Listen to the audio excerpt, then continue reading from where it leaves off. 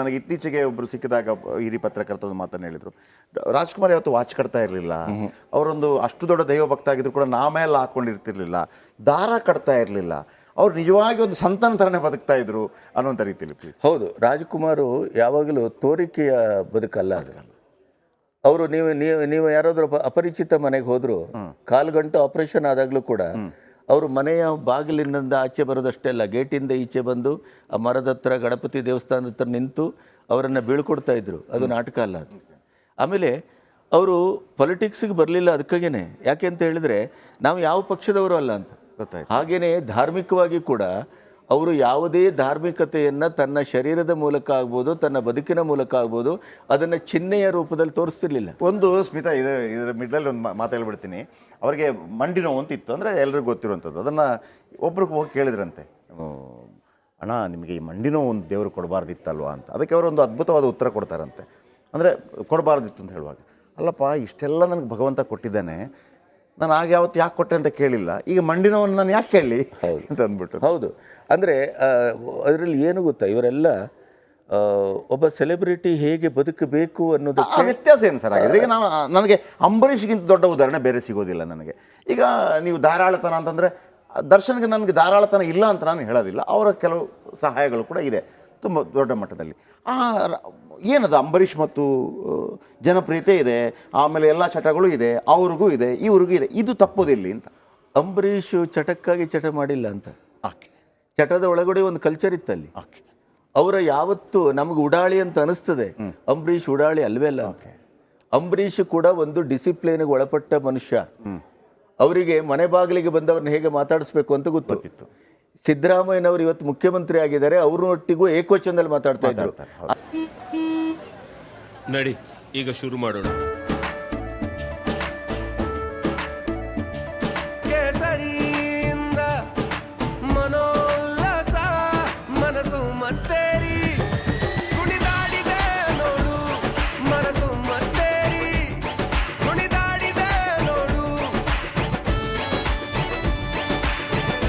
ಕ್ಷಣ ಕ್ಷಣವೂ ಆಚರಿಸಿ ಕೇಸರಿ ಹಬ್ಬ. ವಿಮಲ್ ಬಾಯಲ್ಲಿ ಹೇಳಿ ಕೇಸರಿ. ಆದ್ರೆ ಏಕವಚನದಲ್ಲಿ ಅವರು ಮಾತಾಡ್ತಾರೆ ಅಂತ ಬೇರೆಯವ್ರು ಮಾತಾಡ್ಲಿಕ್ಕೆ ಆಗುದಿಲ್ಲ. ಯಾಕಂತಂದ್ರೆ ಅಂಬರೀಷ್ ಯಾರು ಅಂತ ಎಲ್ಲರಿಗೂ ಗೊತ್ತಿತ್ತು.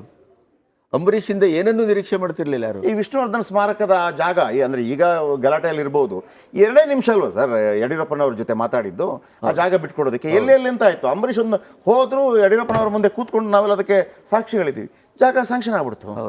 ಸರ್ಕಾರದ ಯಾವುದೇ ಸೀಲ್ಗಳು ಬೇಕಾಗಿಲ್ಲ, ಏನೇ ಇದ್ರೂ ಕೂಡ ವ್ಯಕ್ತಿತ್ವವನ್ನ ಅಲ್ಲಿ ಅದನ್ನೇ ನಾನು ಹೇಳ್ತಾ ಇರೋದು. ನೀವು ನೋಡಿ, ಅಂಬರೀಷ್ ಅಣ್ಣನ ಬಗ್ಗೆ ನೀವು ಮಾತಾಡ್ತಾ ಇರುವಾಗ ಹೆಣ್ಣು ಮಕ್ಕಳ ವಿಷಯದಲ್ಲಿ ಏನಾದರೂ ಯಾರಾದರೂ ಮಾತಾಡಿದ್ರೆ ಬಾಕಿಯವರು, ಅವನ ಅಭಿಮಾನಿಗಳು ಅಥವಾ ಯಾರು ಕೂಡ ಅಂಬರೀಷರ ಬಗ್ಗೆ ತಪ್ಪೇ ತಿಳ್ಕೊಳ್ಳೋದಿಲ್ಲ.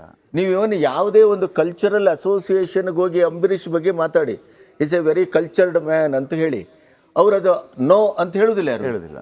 ಯಾಕಂದ್ರೆ ಅವ್ರದೇ ಒಂದು ಕಲ್ಚರ್ ಅದು. ಹೌದು, ಆ ಕಲ್ಚರಿಂದ ಪಕ್ಕದ ಮನೆಯವ್ರಿಗೂ ಸಮಸ್ಯೆ ಆಗಿಲ್ಲ. ನಾನು ಹೇಳುದು, ನಿಮ್ಮ ಬದುಕು ಸಮಾಜಕ್ಕೆ, ಸಂಸಾರಕ್ಕೆ ಮತ್ತು ನಿಮ್ಮನ್ನ ಅವಲಂಬಿಸಿದವರಿಗೆ, ಅದು ಅಭಿಮಾನಿಗಳಿರ್ಬೋದು, ವಿಜಯಲಕ್ಷ್ಮಿ ಇರ್ಬೋದು, ನಿಮ್ಮ ತಾಯಿ ಮೀನಾ ಇರ್ಬೋದು, ಇನ್ನೊಬ್ರು ಇರ್ಬೋದು, ಇನ್ಕ್ಲೂಡಿಂಗ್ ಮೀ. ನೀವು ನಮಗೆ ತೊಂದರೆ ಆಗುವಾಗೆ ಬದುಕಬಾರದು ಅಂತ. ಈ ಕಂಪ್ಯಾರಿಸನ್ ಅಲ್ಲಿ ಸರ್, ಬೇರೆ ನಟರನ್ನ ಹೋಲಿಕೆ ತಗೊಳ್ಬೇಕು ಸತ್ಯ, ಬಟ್ ಅವ್ರ ಮನೆಯಲ್ಲೇ ದೊಡ್ಡ ಹೋಲಿಕೆ.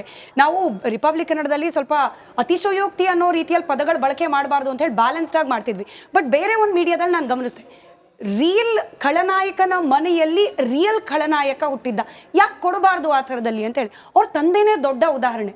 ಮಾಡ್ತಿದ್ದಿದ್ದು ಖಳನಾಯಕನ ಪಾತ್ರ ಆದರೂ ಕೂಡ ನಿಜ ಜೀವನದಲ್ಲಿ ಸಭ್ಯಸ್ಥನಾಗಿ ಬದುಕಿದ್ರು. ನೋಡಿ, ಹಿಂದೆ ರಾಜ್ಕುಮಾರ್ ಅವ್ರ ಕಾಲದಲ್ಲಿ ಒಂದು ಪ್ರಚಲಿತ ಗಾದೆ ಇತ್ತು. 60ರ ದಶಕ, ಹೆಚ್ಚು ಕಮ್ಮಿ 80ರ ದಶಕದವರೆಗೆ ಅದನ್ನು ನೀವು ಅನ್ವಯಿಸ್ಬೋದು. ಸಿನಿಮಾದಲ್ಲಿ ನಾಯಕರಾಗಿ ಪಾತ್ರ ಮಾಡುವವರೆಲ್ಲ ನಿಜದಲ್ಲಿ ಖಳನಟರು, ಸಿನಿಮಾದಲ್ಲಿ ಖಳನಾಯಕನ ಪಾತ್ರ ಮಾಡುವವರೆಲ್ಲ ನಿಜದಲ್ಲಿ ನಾಯಕರು ಅಂತ. ನೀವು ಅದಕ್ಕೆ ಹೆಚ್ಚು ದೂರ ಹೋಗಬೇಡಿ. ನಮ್ಮ ಅಂಜನಾಪುರದ ಆಂಜನೇಯ ಅಂತಲೇ ಕರೆಸ್ಕೊಂಡವರು ರಾಜ್ಕುಮಾರ್ರ ಬದುಕಿಗೆ ಅದು ಬಹುತೇಕ ಪ್ರಕರಣಗಳಲ್ಲಿ ಒಂದು ಸಂದರ್ಭದಲ್ಲಿ, ಈಗ ನೀವು ಗಂಧದ ಗುಡಿಗೆ ನಿಜವಾಗಿ ಯಾರು ಆ್ಯಕ್ಟ್ ಮಾಡಬೇಕಾಗಿತ್ತು ಅವ್ರು ಮಾಡಿಲ್ಲ. ಗಂಧದ ಗುಡಿಗೆ ಕೊನೆಗೂ ಸುಮಾರು 5 ರಿಂದ 8 ವರ್ಷ 10 ವರ್ಷದವರೆಗೆ ಗ್ಯಾಪನ್ನು ತೆಗೆದುಕೊಂಡಂಥ ಕಲ್ಪನಾ ಎಂಟರ್ ಆದರು. ಆ ಸಂದರ್ಭದಲ್ಲಿ ರಾಜ್ಕುಮಾರ್ರ ಮೇಲೆ ಒಂದು 35-40 ಜನ ರೌಡಿಗಳು ರಾಜ್ಕುಮಾರನ್ನು ಕಿಡ್ನ್ಯಾಪ್ ಮಾಡಲಿಕ್ಕೆ ಟ್ರೈ ಮಾಡಿದರು. ಆವಾಗ ಅದನ್ನು ರಕ್ಷಿಸಿದ್ದು ವಜ್ರಮುನಿಯವರು. ಅಂಜನಾಪುರದ ಆಂಜನೇಯ ಅಂತ ರಾಜ್ಕುಮಾರ ಪಾಲಿಗೂ ಅವರು ಆಂಜನೇಯರೇ. ರಾಜ್ಕುಮಾರ ಬಗ್ಗೆ ಪತ್ರಿಕೆಯಲ್ಲಿ ಮತ್ತು ಬೇರೆ ಬೇರೆಯಲ್ಲಿ ಅಪಭ್ರಂಶ ಬರೆದಾಗ ಸುಮಾರು ಲಕ್ಷಾಂತರ ಅಭಿಮಾನಿಗಳಿದ್ದಾಗ ಒಬ್ಬರೇ ಸ್ಟೇಜಲ್ಲಿ ನಿಂತು ಒಬ್ಬ ಮಗ ಈಗ ರಾಜ್ಕುಮಾರ್ ಬಗ್ಗೆ ಮಾತಾಡಿದ್ದು ಬನ್ನಿ ನೋಡೋಣ ಅಂತ ಸವಾಲು ಹಾಕಿದವರು ಅವರೇ. ಅಂಜನಾಪುರಕ್ಕೆ ಹೋಗಿ ಒಬ್ಬ ಮನುಷ್ಯನನ್ನು ಮಾತಾಡಿಸಿ ನೀವು, ಅವರು ಎಷ್ಟು ಸಮಾಜಕ್ಕೆ ಸೇವೆ ಮಾಡಿದ್ದಾರೆ, ಎಷ್ಟು ಅಶಕ್ತರಿಗೆ ಅನುಕೂಲ ಮಾಡಿದ್ದಾರೆ ಅಂದರೆ ಅದ್ರ ವಜ್ರಮುನಿಯವರ ಫೋಟೋ ಇಟ್ಕೊಂಡು ಬದುಕ್ತಾ ಇದ್ದಾರೆ. ನಾನು ಹೇಳ್ತಾ ಇರೋದು, ನೀವು ಸಾರ್ವಜನಿಕ ಜೀವನಕ್ಕೆ ಬರಬಾರ್ದ್ರಿ. ಬಂದ ಮೇಲೆ ನೀವು ಒಂದು ಚೌಕಟ್ಟಲ್ಲಿ ಬದುಕತಕ್ಕದ್ದು, ಬದುಕಬೇಕು. ನಾವು ಅದನ್ನು ಅಪೇಕ್ಷಿಸ್ತೇವೆ, ಅಪೇಕ್ಷಿಸೋದು ತಪ್ಪಲ್ಲ. ಯಾಕೆಂತಂದರೆ ನೀವು ಹಾಗೆ ನಿಮ್ಮ ಪಾತ್ರಗಳ ಮೂಲಕ ತೋರಿಸ್ಕೊಂಡಿದ್ದೀರಿ. ನೀವು ಈ ಥರ ಮಾಡಬಾರದು ಮಾಡಿದ್ರೆ ಅದನ್ನು ಹೇಗೆ ಅಕ್ಸೆಪ್ಟ್ ಮಾಡಬೇಕು? ಆಮೇಲೆ ಕಳನಟರ ಮನೆಯಲ್ಲಿ ಒಬ್ಬ ಕಳ ಹುಟ್ಟಿದ್ದಾನೆ ಅಂತ ನೋವಿನಿಂದ ಹೇಳಿದ್ದದು, ಯಾರು ಅಲಂಕಾರಕ್ಕೆ ಹೇಳಿದ್ದಲ್ಲ ಅದು. ನಿಜ ನಿಜ. ಯಾಕೆಂತಂದ್ರೆ ನಿಮ್ಮ ತಂದೆಯವರೇ ಹಾಗೆ ಬದುಕಿರ್ತಿರ್ಲಿಲ್ಲ. ಈ ಒಂದು ಘಟನೆ ನೀವು ಹೆಂಗೆ ನೋಡ್ತೀರಿ ಸರ್? ಈಗ ನೀವು ಎಲ್ಲ ಇಂಥ ಸೂಪರ್ ಸ್ಟಾರ್ಗಳನ್ನೆಲ್ಲ ಭಾಳ ಹತ್ತಿರದಿಂದ ನೋಡಿದಂಥವ್ರು, ಅಂಥ ಸಿನಿಮಾಗಳನ್ನು ನೋಡಿದಂಥವ್ರು, ರಾಜ್ಕುಮಾರ್, ವಿಷ್ಣುವರ್ಧನ್ ಎಲ್ಲ ಆಗಿನ ಕಾಲದ್ದು. ಈ ಘಟನೆ ಈ ಥರ ಅದು, ಆಮೇಲೆ ನೀವು ಆ ಫೋಟೋ ಕಂಪ್ಲೀಟ್ ನೋಡಿದ, ನಾನು ನನ್ನಿಂದ ಹೇಳ್ತಾ ಇದ್ದೆ, ಯಾರಾದರೂ ಮಾತಾಡಿದ ತಕ್ಷಣ ನಿಮ್ಮ ಹತ್ರ ಫೋಟೋ ನೋಡಿದ್ದೀರಾ ನೀವು ಅಂತ ನಾವು ಬ್ಲರ್ ಮಾಡಿ ತೋರಿಸ್ತಾ ಇದ್ದೀವಿ, ನೋಡಲಿಕ್ಕೆ ಸಾಧ್ಯ. ನೀವು ಅದನ್ನು ನೋಡಿದ್ರೆ ನೀವು ಮಧ್ಯಾಹ್ನ ನೋಡಿದರೆ ನೀವು ಊಟ ಮಾಡಲ್ಲ, ಮಧ್ಯಾಹ್ನ ರಾತ್ರಿ ನೋಡಿದರೆ ನೀವು ರಾತ್ರಿ ಮಲಗಲ್ಲ ನೀವು ಅಂತೇಳಿ ಅಂಥ ಪರಿಸ್ಥಿತಿ ಯಾಕಾಯಿತು ಸರ್ ದರ್ಶನಿಂದ ನಿಮ್ಮ ಪ್ರಕಾರ? ನೋಡಿ, ಇವತ್ತಿನ ಭೀಭತ್ಸ ಘಟನೆಗೆ ಪ್ರತಿಕ್ರಿಯಿಸುವ ಮನಸ್ಸು ಎಷ್ಟರ ಮಟ್ಟಿಗೆ ಒಂದು ರೀತಿಯ ಎವರ್ಷನ್ಗೆ ಒಳಗಾಗಿದೆ ಅಂದರೆ, ಅವನು ಕೊಂದ್ರಿ ನೀವು ಅಟ್ಲೀಸ್ಟ್ ಒಂದು ಸರಿ ಕುತ್ತಿಗೆ ಕೊಯ್ದು ಕೊಲ್ಲಬಾರ್ದಿತ್ತೆ. ಹೌದು, ನೀವು ಯಾಕೆ ಇಷ್ಟು ಹಿಂಸೆ ಕೊಟ್ರಿ? ಇದರ ಅರ್ಥ ಏನು ಗೊತ್ತಾ? ಇವತ್ತು ದರ್ಶನ್ ಬಗ್ಗೆ ಅಥವಾ ಅವರ ಅಭಿಮಾನಿಗಳಿಗೆ ನಮ್ಮ ಮಾತುಗಳು ನೋವಾಗ್ಬೋದು. ಒಬ್ಬ ಸೆಲೆಬ್ರಿಟಿ ಅಂತ ಅನಿಸ್ಕೊಂಡವನು ಅದರಲ್ಲೂ ಎಂತೆಂಥ ಪಾತ್ರಗಳನ್ನು ಮಾಡಿದ್ದು, ನನ್ನ ಪ್ರೀತಿಯ ರಾಮು, ಸಂಗೊಳ್ಳಿ ರಾಯಣ್ಣ, ಈ ಥರದ ಪಾತ್ರಗಳನ್ನು ಮಾಡಿದವರು, ದುರ್ಯೋಧನನ ಪಾತ್ರ ಮಾಡಿದವರು, ಇಂತಹ ಪಾತ್ರ ಮಾಡಿದ ಸಿನಿಮಾದಲ್ಲಿ ಭಾಳ ಪಾತ್ರ ಆಯ್ತಾ, ಅಂತಹ ಪಾತ್ರಗಳನ್ನು ಮಾಡಿದಂಥ ಒಬ್ಬ ಮನುಷ್ಯ ಅವರು ಮಾಡಿದಾರೋ, ಅವರ ಗ್ಯಾಂಗ್ನವ್ರು ಮಾಡಿದಾರೋ, ಈ ಉದಯ್ ಗೌಡ್ರು ಹೇಳ್ದಂಗೆ ಅವನು ಮಾಡಲಿಕ್ಕೆ ಸಾಧ್ಯ ಇಲ್ಲ, ಅವರವ್ರು ಮಾಡಿರ್ಬೋದು, ಅದು ಯಾರೇ ಇರ್ಬೋದು. ನಿರ್ದೇಶಿತ ಯಾರು? ಹೌದು, ನಿರ್ಮಾಪಕರು ಯಾರು? ಅದಕ್ಕೆ ಇಂಥ ಬಂಡವಾಳ ಹೊಡೆದವ್ರು ಯಾರು? ಅದರ ಕ್ಲೈಮ್ಯಾಕ್ಸಿಗೆ ಕೊಂಡೋದವ್ರು ಯಾರು? ಮಧ್ಯದಲ್ಲಿ ಆಕ್ಷನ್ ಸೀನನ್ನು ಸೀಕ್ವೆನ್ಸನ್ನು ಡೈರೆಕ್ಟ್ ಮಾಡಿದವ್ರು ಯಾರು? ಲೊಕೇಶನ್ ಫಿಕ್ಸ್ ಮಾಡಿದವ್ರು ಯಾರು?